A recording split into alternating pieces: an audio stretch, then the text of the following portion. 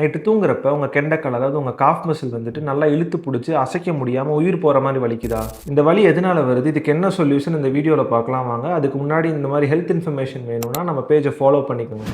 நம்ம உடம்புல நீர் சத்து கம்மியாக இருந்தாலோ இல்லை சில micro nutrients like magnesium, calcium, potassium, sodium இந்த மாதிரி சத்துக்கள் கம்மியாக இருந்தாலோ இந்த மாதிரி வலி வரும்.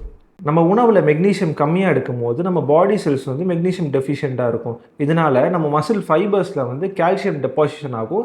இந்த கால்சியம் டெபாசிஷனால் நம்ம மசில் கான்ட்ராக்ஷன் ஆகும். இந்த மசில் கான்ட்ராக்ஷனால தான் நமக்கு வந்து வலி வருது.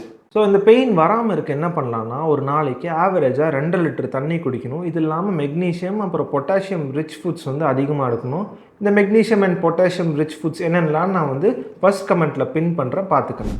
வலி வந்தால் என்ன பண்ணலான்னா, வலி இருக்கிற ஏரியாவில் வந்துட்டு ஹாட் கம்ப்ரஸ், அதாவது எலக்ட்ரிக்கல் ஹீட் பேடாக இருந்தாலும் சரி இல்லை ஹாட் வாட்டர் பேக்காக இருந்தாலும் சரி, அந்த ஹாட் கம்ப்ரஸ் வந்துட்டு வலி இருக்கிற ஏரியாவில் ஒரு 2லேருந்து 3 நிமிஷம் வரைக்கும் கொடுங்க.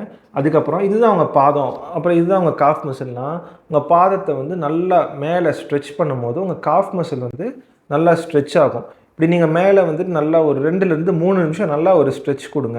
இந்த ஸ்ட்ரெச் கொடுக்கறனால உங்கள் மசில் கான்ட்ராக்ஷன் வந்து ரெடியூஸ் ஆகிட்டு உங்களுக்கு வந்து பெயின் நல்லாவே ரெடியூஸ் ஆகும்.